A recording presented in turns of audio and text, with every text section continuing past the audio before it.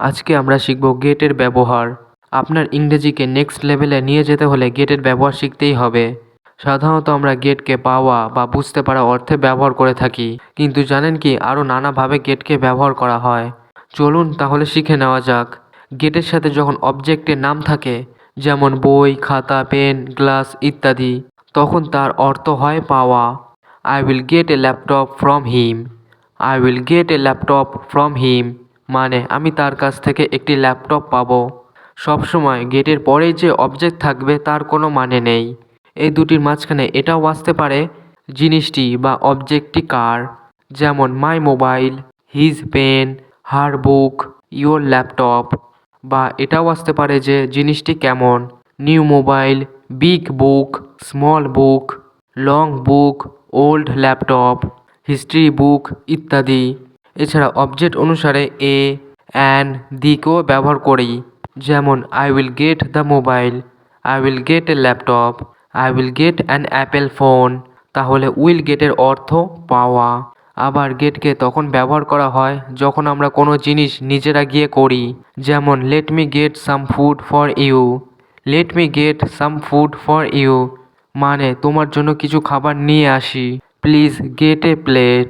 Please get a plate একটা plate নিয়ে এসো। I have got a mobile for you. I have got a mobile for you আমি তোমার জন্য একটা মোবাইল নিয়ে এসেছি। বাজার থেকে কে সবজি নিয়ে আসবে? Who will get the vegetables from the market. Who will get the vegetables from the market তুমি কি বাজার থেকে সবজি নিয়ে আসবে? Will you get vegetables from the market. Will you get vegetables from the market. অনেকে মনে করেন যে আমরা গেটের পরিবর্তে ব্রিংকে ব্যবহার করতে পারি। হ্যাঁ, অবশ্যই পারি, কিন্তু অর্থটা অন্যরকম হবে। ব্রিং মানে আনা বা নিয়ে আসা। I will bring the vegetables from the market এর মানে আমি বাজার থেকে সবজি নিয়ে আসব। আমি আগেই বলেছি যে গেটকে তখন ব্যবহার করা হয় যখন আমরা কোনো জিনিস নিজেরা গিয়ে করি, কিন্তু যদি ব্রিংয়ের পরিবর্তে আমরা গেটকে ব্যবহার করি তাহলে আমাকে বাজারে যেতে হবে এবং সবজি নিয়ে আসতে হবে, মানে কোনো কিছু নিজেকেই আনতে হবে। যেমন তুমি কি আমার জন্য একটা ড্রিঙ্ক নিয়ে আসবে? Can I get you a drink? Can I get you a drink আমরা অনেক সময় বলি আমি একটা নতুন মোবাইল নিয়েছি। I have got a new mobile. I have got a new mobile কিংবা আমি একটা নতুন মোবাইল কিনেছি। I bought a new mobile. I bought a new mobile দুটি বাক্যের অর্থ কিন্তু এক। আমাদের বাড়িতে নতুন একটা সোফা এনেছি। We got a new sofa to our house. We got a new sofa to our house get plus adjective এর মানে পরিণত হওয়া বা হয়ে ওঠা, যেমন বাইরে শীত পড়ছিল। It was getting cold outside. It was getting cold outside অন্ধকার হয়ে আসছে। It is getting dark.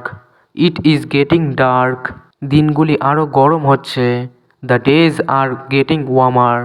The days are getting warmer আমি সত্যি বললে সে রেগে যায়। He gets angry when I tell the truth.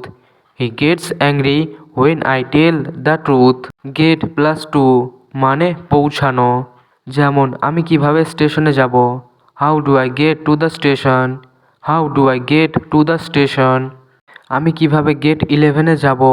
How do I get to gate 11। How do I get to gate 11 আমি কিভাবে চায়না টাউনে যাব? How do I get to Chinatown.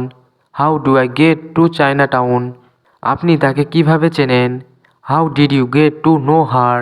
How did you get to know হার এছাড়াও গেটকে নানাভাবে ব্যবহার করা হয়। গেট আপ মানে ওঠা, ঘুম থেকে উঠে পড়ো। Get up from sleep. Get up from sleep এখানে আমরা গেটকে জাগা বা ওঠা অর্থে ব্যবহার করলাম। আমি সাধারণত 8টায় উঠি। I usually get up at 8। I usually get up at 8 get together মানে একত্র হওয়া। প্রতি সপ্তাহে তারা একটি পার্টির জন্য একত্রিত হন। Every week they get together for a party. Every week they get together for a party আমরা এখানে গেটকে ব্যবহার করলাম একসাথে দেখা করার জন্য। গেট ওভার মানে কাটিয়ে ওঠা, অতিক্রম করা বা পার হয়ে যাওয়া। সে তার লজ্জা কাটিয়ে উঠতে পারেনি। She can't get over her shyness বা বলতে পারি তুমি কি প্রাচীরটা পার হতে পারবে? Can you get over the wall? Can you get over the wall? Get going এর মানে করতে থাকো। তুমি বরং চলতে থাকো, না হলে বাসটা মিস করবে। You would better get going or you miss the bus. You would better get going or you miss the bus. এখানে আমরা কন্টিনিউ অর্থে গেটকে ব্যবহার করলাম। গেট ব্যাক এর মানে ফিরে আসা বা ফিরে পাওয়া। আমি যত তাড়াতাড়ি সম্ভব ফিরে আসব। I will get back as quick as I can. I will get back as quick as I can. আমি ফিরে না আসা পর্যন্ত এখানে অপেক্ষা করো। Wait here until I get back. Wait here until I get back. Get ahead মানে উন্নতি করা বা এগিয়ে যাওয়া। সে তার কেরিয়ারে এগিয়ে যেতে চায়। She wants to get ahead in her career. She wants to get ahead in her career. Understand মানে বুঝতে পারা। এই অর্থে আমরা গেটকে ব্যবহার করে থাকি। যেমন, আপনি কি আমার কথা বুঝতে পারছেন? Did you get me? Did you get me? Get well মানে সুস্থ হও। তারা আমাকে একটি গেট ওয়েল কার্ড পাঠিয়েছে, মানে সুস্থ হওয়ার কার্ড পাঠিয়েছে। তবে এর ইংরেজি হবে they sent me a get well card. They sent me a get well card. আপনার দ্রুত আরোগ্য কামনা করি, বা বলতে পারেন আশা করি আপনি শীঘ্রই সুস্থ হয়ে উঠবেন। তাহলে এর ইংরেজি হবে I hope you get well soon. I hope you get well soon. Get out মানে বের হও বা বেরিয়ে যাও। চলো এখান থেকে চলে যাই।